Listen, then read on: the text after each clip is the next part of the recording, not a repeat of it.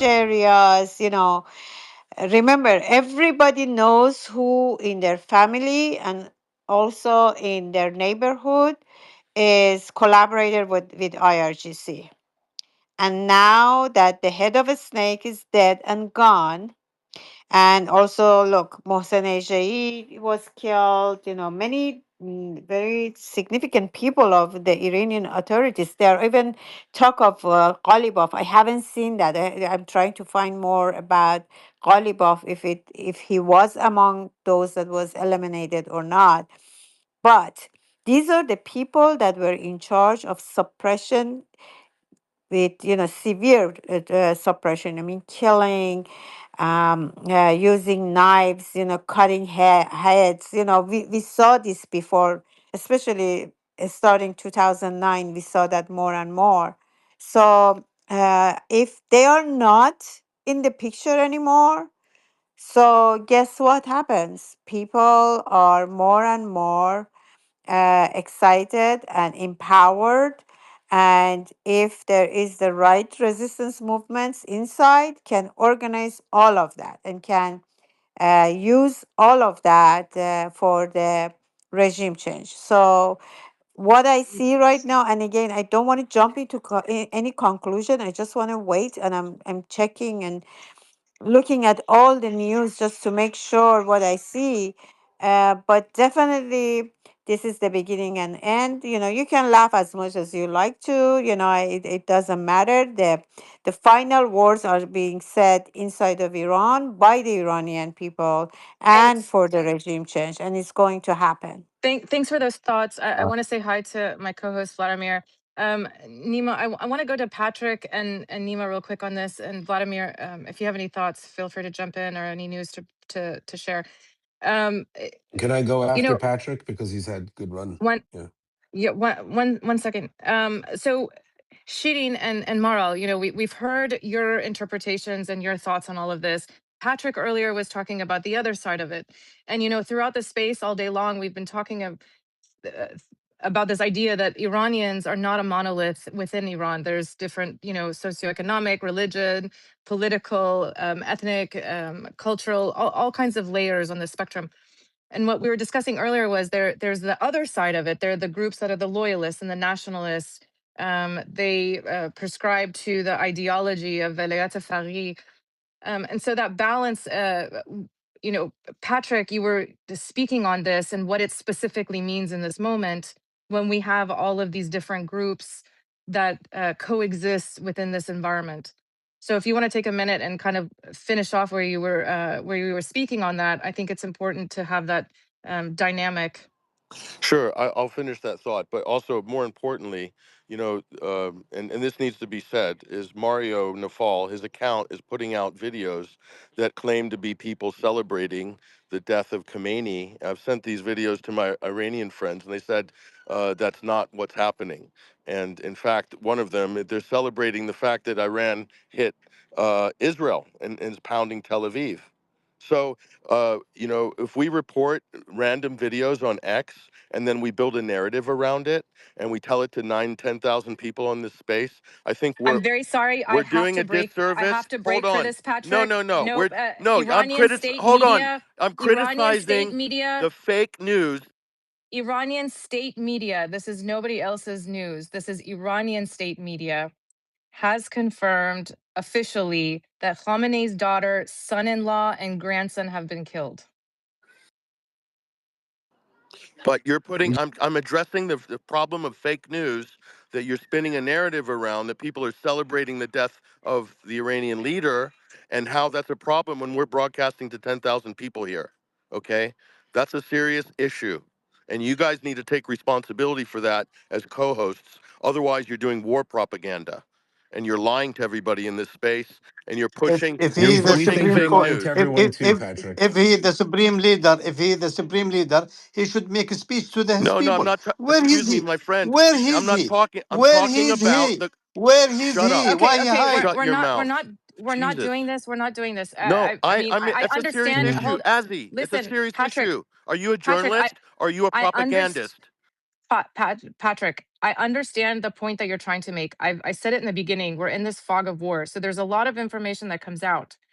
And one of the things that we talk through when we push out the information is what are we seeing, so that we can also have the conversation for somebody to share and say, well, this one isn't, correct, or this one is correct. So I appreciate you sharing another angle of it, another perspective of it. But this is It's not information an that we're angle, seeing. Azzy. This is basic forensic journalism. Are you guys journalists? Or are you pushing war propaganda to this big audience here on X? You need to decide what hat you're going to wear, because there's so much fake news that gets pushed on this account that it's just shameful. And you're doing it again. You guys are doing it again. You're lying to all the people listening to this space, saying that the people are celebrating in the streets of Tehran because they've Patrick, you've been lying to the because audience about Nasrallah and the IRGC for years. listen, you don't even have a name on your account, okay? I'm talking to a fake avatar on X. I'm asking a specific question to Azzy, who I know. Are you going to take responsibility for the claims you're making about random videos Mario Nafal is posting on his monetized X account, which he's getting paid handsomely for, that are going viral, that are...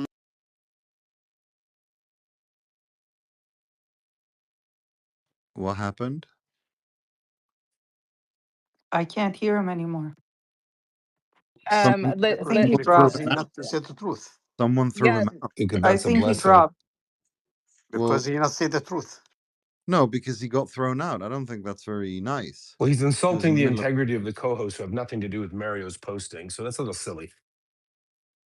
Okay, so we're going to go to some other news. What are your thoughts on the news, Nima? What are your thoughts on the news of Khamenei's daughter, son-in-law, and grandson that were, Well, killed? That came out of the state media news. that actually the first time I can actually bring up the tweet if you bear with me 2 seconds. This was the first time this was stated was by a local Tehran counselor, sorry. About, if you give me 2 seconds, I will find out. 6 hours ago at 1935 CET, it was put out that the son-in-law and daughter-in-law of Imam Khamenei were martyred, according to a city council member in Tehran. And then Fars News about, if you wait 2 seconds, I'll bring that tweet up as well.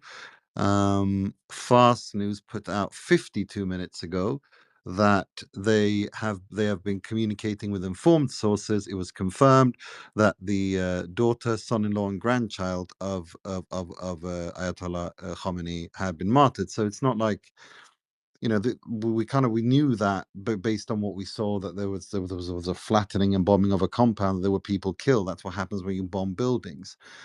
So this notion, this isn't, I'm not surprised by that. I was kind of expecting that, to be honest.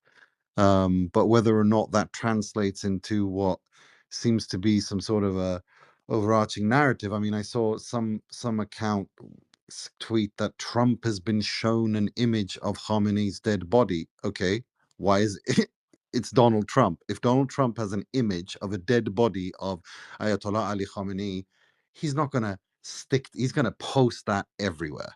So I'm sorry. I'm just going to sit and wait tight before I say anything more than that. And I think that would be wise to do that. And it's not just the fog of war. I think Patrick, maybe, I don't know, Patrick, I guess what he was trying to say is that we should be a little bit more responsible in what we put out. I mean, with all due respect, Mario, you had Scott Ritter on your show earlier this morning, and I think a couple of hours after that, he himself replied to you, asking you to be a little bit more careful with what you share.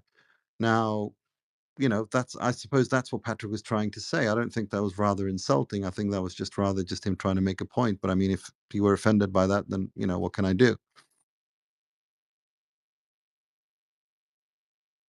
Thanks, Nima. Vladimir, you've joined us now, and I was just wondering if you had any updates, and as a co-host, if you had any thoughts. What are you hearing from Iraq? We've heard a lot of news, from the Kurdish side.